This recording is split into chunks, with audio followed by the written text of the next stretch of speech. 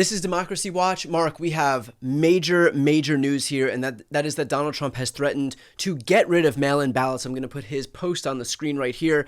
I'm going to lead a movement to get rid of mail-in ballots, and also, while we're at it, highly inaccurate, very expensive, and seriously controversial voting machines, which cost 10 times more than accurate and sophisticated watermark paper, which is faster, leaves no doubt at the end of the evening as to who won and who lost the election. So I want to talk about first and foremost what power Donald Trump has to issue an executive order that could actually make this, rambling screed into reality. None. Donald Trump has no power to do this.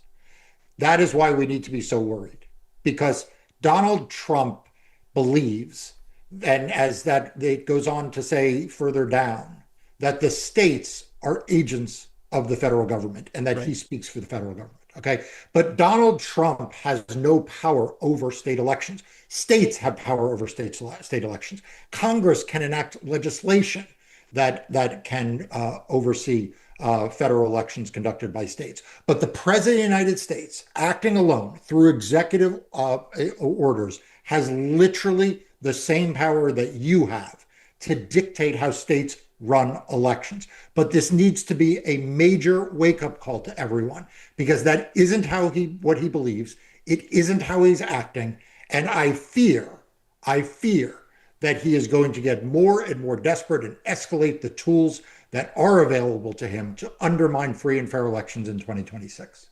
Is this the kind of situation where he can issue this executive order and it's in place only until somebody sues to stop it? Like, until we get an injunction, this is somehow law because he's issued his edict? Or is it just, he issues an executive order that has no power behind it and it just doesn't come into effect because it's not a real thing? Look, let me be clear. It is important that when Donald Trump issues an executive order like this, that he gets sued fast, and that we get an unambiguous, clear statement from the courts that what he is trying to do is illegal and unconstitutional. And I can promise you that I will be among the lawyers to bring that litigation fast and to have that result. When he did his nonsensical executive order in March, I was proud that my team represented the Democratic Party in blocking it. And we cannot allow him to gain even a modicum of momentum. We cannot say, well, don't worry, the states won't pay attention, the states won't abide, people will know that this is a joke. No. When Donald Trump violates the Constitution as blatantly as he is threatening to do here, we need to bring all of the weapons available to us to the legal table, and we need to bring litigation, and we need to insist that the courts speak unequivocally that what he is doing is wrong and in violation of the law. We've seen Trump issue these edicts before, and we see the speed with which his minions in the states will follow. He told Texas that they need 5 seats. Greg Abbott snapped to, delivered him a special legislative session, and drew up a map that would add 5 seats. And so how do you think that this could manifest as far as the states are concerned? Yes, the federal government doesn't have power to usurp control of the elections, but what about the Ron DeSantis's and Greg Abbotts of the world who are listening to what he's saying and taking it as gospel? Yeah, so look, you raise a very, very important point, which is we immediately go to the question of what is it going to look like for Donald Trump to have to force states to do these things. But note in his first sentence, what he says is, I'm going to lead a movement. And what he may very well have in mind is what you're suggesting, which is he's going to tell Republican state governors and Republican state legislatures to simply abolish mail-in voting, that they are to simply do away with voting machines and adopt what he refers to as sophisticated watermark paper, whatever the fuck that is. Yeah. Right. And what that will mean in those states will be a absolute collapse of free and fair elections and democracy. When you have a state that has adopted widespread use of vote by mail, when you have states that have invested tens and hundreds of millions of dollars in voting equipment, and you simply decide that you're going to do away with mail-in voting, you do away with voting equipment that you don't have replacements for, what it means is people won't be able to vote.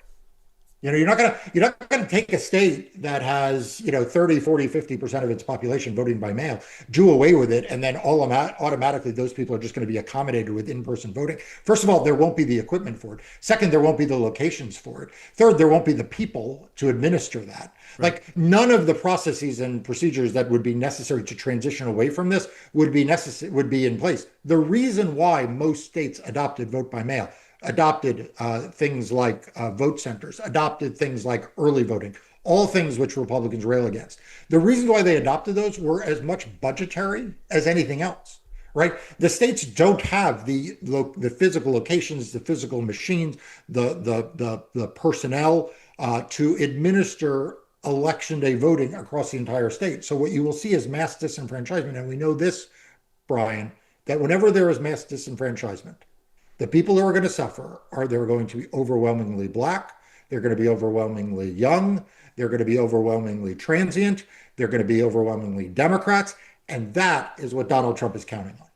Well, Mark, in terms of the people who would be able to cast ballots, when you lose some of the systems that are in place with obviously all of the protections that come with it, how would Trump and Republicans be able to cheat in the event that there are no voting machines and we're relying only on humans to count these votes? We had mentioned this idea of watermark paper. I'm not exactly sure what watermark paper is, but to what extent would they be able to kind of use these new procedures and kind of rig the rules of those in their favor? Look, I think that Donald Trump is setting up something that will not be very clever. And that's the absolute travesty of where we are as a country right now. When Donald Trump sent the National Guard into Los Angeles, it was not clever. It was not subtle. When he sent in the Marines, it was even less subtle, right? There wasn't anything hidden there. What he did is he desensitized people to the assault on democracy. And so what I'm worried about here is not that he's going to move to all mail paper ballots and they're going to have some sophisticated fraud scheme or whatever to rig the elections. I think that what we're going to see happen is going to be in plain view for everyone. Like it's not going to be hidden. It's going to be out in the open. And again, the key sentence to what he wrote here is that that states, and this is a direct quote from what he posted, states are merely an agent for the federal government in counting and tabulating votes. They must do what the federal government, as represented by the President of the United States, tells them for the good of our country to do. Now, I want you to pay attention to that, Brian, because if you notice there, he didn't say that the states are merely an agent of the federal government for conducting elections, for vote methods, which, by the way, vote by mail is. Rather, he said that they're merely an agent in counting and tabulating the votes. Well, what he's saying is that they are to tabulate and count votes. They are to report election results in accordance with what their master, right? Because an agent is an agent for a master, wants them to do. And Donald Trump is that master in this telling. And so what he is going to expect those states to do is to report the election results as he wishes them to be. He doesn't care how, he doesn't care why. He didn't care when he wanted Brad Raffensperger to find 11,000 votes where he found them. He didn't care if he made them up. He didn't care if he found them in this county or that county. He didn't care if he found them in vote by mail or he found them in in-person voting. He didn't even care if they were added or subtracted. He just wanted the results. And so Donald Trump is telling us that. He is not hiding the ball. He's not like pretending to be doing something else. That is what he is saying. And it is about damn time that the institutions of this country, the legacy media, first and foremost among them, wakes the fuck up and starts to report and say what Donald Trump himself is saying. I mean, the goddamn Washington Post, and I'm sorry for swearing. I'm sorry for taking the Lord's name in vain, but their headline after Donald Trump's executive order is, and I quote, Trump previews executive order on voting. I'm sorry, what? You think what Brian and I are talking about here is Trump previewing an executive order on voting? It's as if, like, they are reporting on, Barack Obama or Joe Biden, announcing, Bald Eagle Month, right? I mean, This is not an executive order on voting, and he's not previewing it. He is saying he is going to lead a movement among Republican states to do away with a method of voting that people rely on. He's going to issue an executive order that he does not have the power to do. He's going to expect states to act as his agent in the counting and tabulation of voting. And this is what the legacy media, what the Washington Post, what Jeff Bezos's house organ for Donald Trump reports as previewing executive order on voting. I mean, Brian, our democracy is not going to survive if we do not have more responsibility by the institutions of civil society, the nonprofit world, the legacy media, the law firms, than we are currently seeing. We're going to need a modicum of courage. That's why I started Democracy Docket in 2020. It's why you and I have been doing these videos now for years. And I wish I could say it is getting better. I wish I could say the legacy media is getting more responsible, but then you read something like that from the Washington Post and you're left just shaking your head and saying, no wonder why Donald Trump is deploying the National Guard and no one seems to care. No wonder why you are seeing people disappeared off the streets of major cities and nobody seems to care. It is because we have an absolute collapse and failure by the institutions that have promised us that democracy would not die in darkness, that in fact they stand for the proposition that democracy will die in plain sight of daylight. Yeah. All of which, by the way, underscores for those who are watching right now, the need that if you are not yet subscribed to Mark's YouTube channel, please subscribe so you can elevate his voice. Whereas the legacy media is perfectly content to drop the ball right now, his are the kind of voices that we need to elevate. So I'm going to put the link in the post description on the screen of the video. Mark, there was a moment in the Oval Office today where Donald Trump was speaking with some European leaders and again went off railing about mail-in voting. And this comes in the immediate aftermath of Vladimir Putin talking about mail-in voting just a few days ago. And this seems to have planted some seed in Trump's mind that while he was getting utterly humiliated by Putin during his summit, where Putin stayed for only a couple of hours and then unceremoniously left after having the literal red carpet rolled out for him. One of the things that Putin said was that there shouldn't be mail-in voting. And of course, Trump, not recognizing that he's just been humiliated and used by the Russian president, decided that his takeaway here would be to echo that claim. And so what do you make of the fact that Trump is taking his cues from an autocrat in Russia where there are no free and fair elections, and the dictator there just so happens to win by 98% in all of his elections? That's right. And by the way, Vladimir Putin, who interfered in the 2016 election that Donald Trump won, and Donald Trump's been lying about that.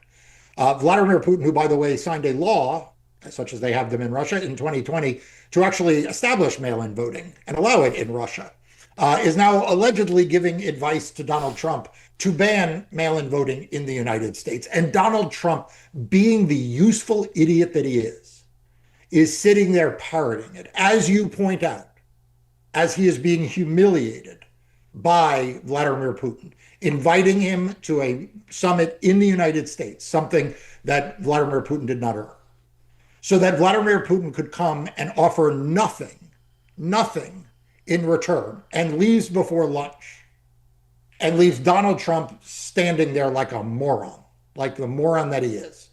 And what Donald Trump walks away with that is, oh, look, I got good election advice from Vladimir Putin, so let me go with that, right? Because Vladimir Putin known the world over as the champion of free and fair elections, right? And that's what he is. And then to sit in the White House Oval Office with Zelensky there and European leaders in the wings, and to parrot Vladimir Putin's election advice, what an absolute disgrace this guy is. What an absolute fraud this guy is. But look, it's up to us. It's up to us. It's up to the people watching this video, whether we're going to sit by and let this happen to our country, or whether we are going to insist that we are going to have free and fair elections in 2026. We're going to insist we're going to have free and fair elections in 2028. We are going to support those who are fighting hard for democracy in court. We're going to fight hard. We're going to fight hard to support those who are fighting for democracy on the ballot. the candidates who are standing up against these Republicans, the people who are the governors who are fighting against the redistricting nonsense and efforts to undermine that going on in Texas. Like we have the choice here, everyone. So, I want you to obviously do everything peacefully, but you need to protest. You need to stay informed.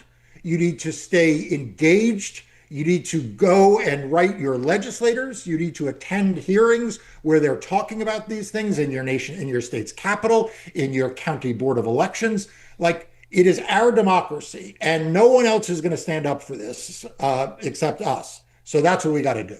Well, look, I think it's also worth noting that, to your point of democracy doesn't just happen. Like, you have to continuously work to make sure that we uphold it. Otherwise, it will succumb to the people trying to tear it down. And there are very clearly people who are trying to tear it down.